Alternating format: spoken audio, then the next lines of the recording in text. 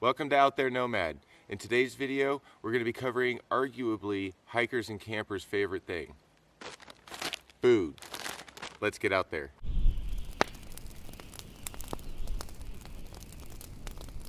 Hey, welcome to today's episode. Like I was saying before, today's going to be all about food. Stuff that I like to bring with me when I'm either base camping, hiking, or through hiking. So we're going to start off with morning stuff. So typically when I first get up in the morning, I just want coffee and a little something to snack on. And the something to snack on, and usually what I go for is Pop-Tarts. They're just super easy, a lot of calories, it's sugary. It goes great with coffee first thing in the morning. The Starbucks Via brand is really good coffee, and it breaks down in your water really easily and everything else, but it's super expensive. And most instant coffees that I've come across, I don't particularly care for. Mostly, it just doesn't taste right. It doesn't taste like coffee, and I mean, it gets the job done, but if you're gonna bother getting coffee, I'd like to get something that's a little bit better. So what I do is I'll buy the big jars of the Nescafe Taster's Choice. There's a decaf, there's a mild, and there's a French roast and a Colombian roast. Typically, I like stronger coffee, so I will go with French roast or Colombian roast. And I get these little jewelry case bags, and I fill up each one with coffee and creamer. I have these little bags weighed out for me for each day, so that I can have my allotment of coffee and creamer, and it's just really convenient and a little bit cheaper, I feel. Out of this, I've noticed that between these two bags, it's roughly 3 cups of coffee. If you did a little bit weaker coffee, you could probably get away with 4 cups. As far as I've come across so far, and leave a comment in the comment section below if you found another really great instant coffee at a decent price. But the Nescafe Taster's Choice it's decent coffee for instant coffee, and for the price I haven't been able to find anything better so far.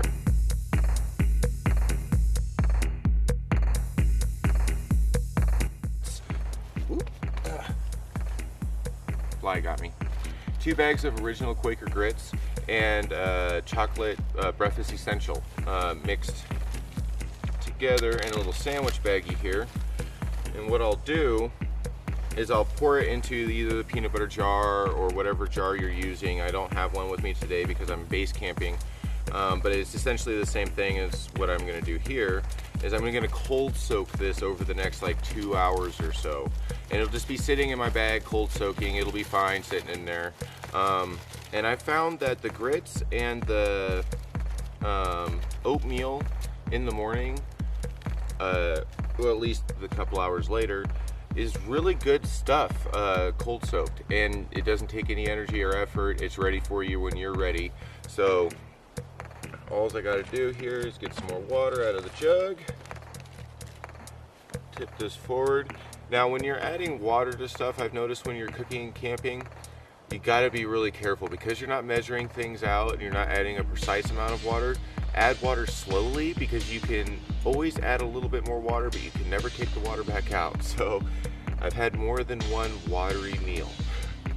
And I'm just going to mix this up. That is probably a good amount of water too. Perfect.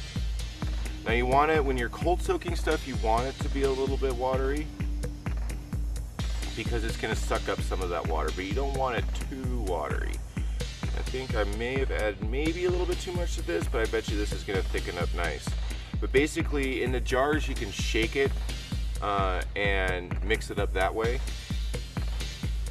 And in this situation, I'm just going to use this little spoon to make sure I get to all the little corners and stuff and get all that dry stuff broken up so the water can get to it and it can cold soak. So yeah, I will just seal this up. I'm going to set this off to the side, and here in a couple hours, when I get hungry, I'll go ahead and pull that out and have that for like a brunch, I guess you could say. That's still real hot.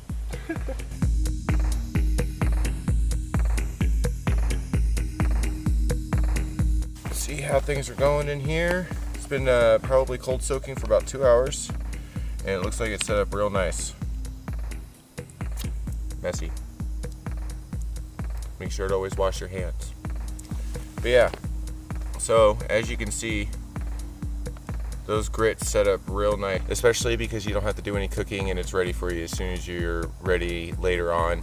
For me, putting it in my backpack and letting it cold soak and then be able to stop on trail when I get hungry a couple hours down the line is definitely very nice. So I'm gonna sit here and go ahead and enjoy this stuff for a little bit. That breakfast essential isn't bad, actually. Now, I was a little iffy about the chocolate breakfast essential with the grits. Chocolate's sort of hard to mix with the other flavors of oatmeal and whatnot, but definitely adds those vitamins and nutrients and stuff that you need, and it's pretty good.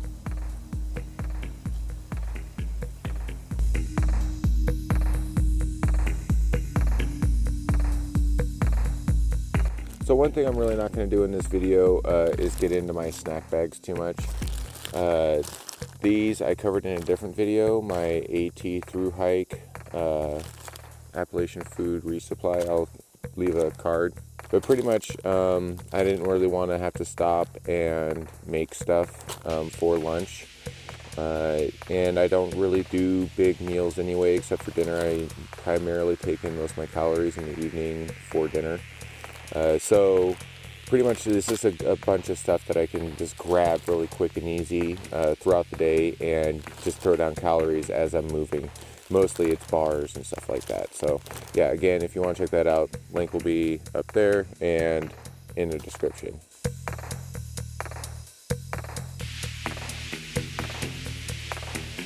I don't normally cook in my tent. I normally cook right outside my tent, or if I'm in bear country, I will actually cook before I get to camp or cook away from my camp. So on the menu for this evening, we have Knorr cheesy bacon macaroni rice side, or noodle side rather, and to that we're going to be adding bacon bits, real bacon bits, not that imitation stuff. We're also going to be adding some Tyson premium chicken, white chicken chunk, pre-cooked, but we'll heat it up in with everything else, and I'll use about half that bag, maybe a little bit more.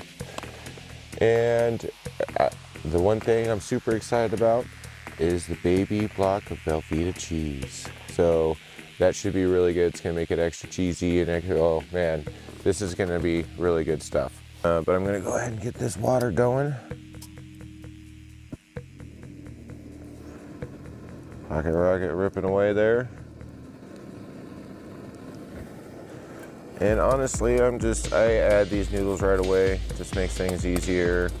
It's not as steamy, there's not a bunch of water coming up and stuff. And I'll just add these right away and get them up to a boil.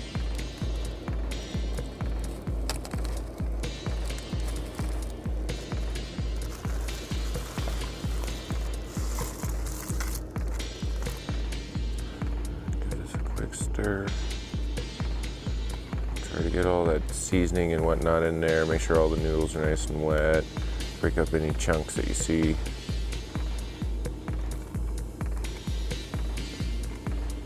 And probably let this go for at least 5 minutes or so until it starts to, or 2 or 3 minutes most likely, until it starts to boil. And then I'll cut it down and let it steam for about 10 minutes or so. Things started boiling in a couple minutes there.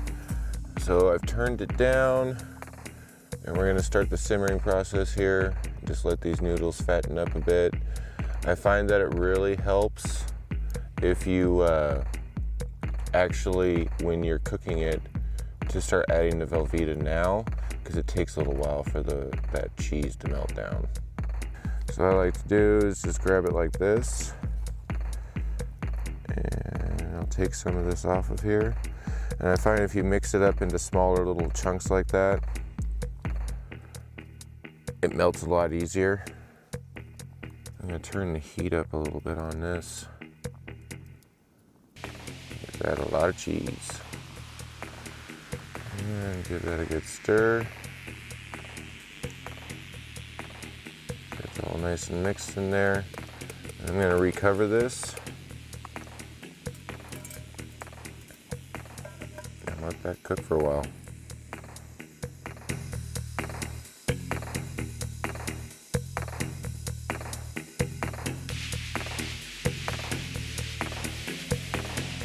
Okay, so it's been sitting here going for probably about maybe 5-10 minutes, if that. So that baby is looking good. Ugh. Yeah, so at this point what I'm gonna do is turn off the heat here.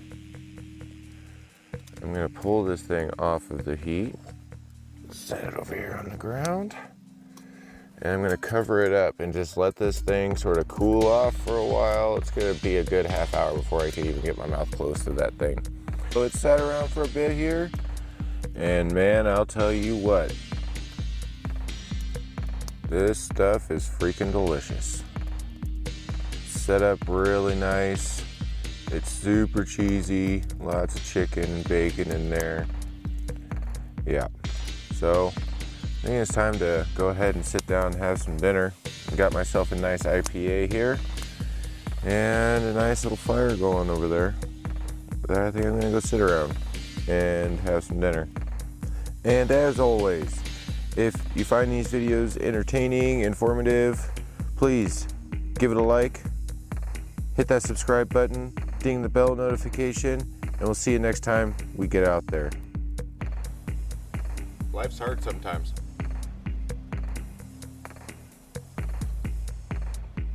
Fortunately for me, this isn't one of those times.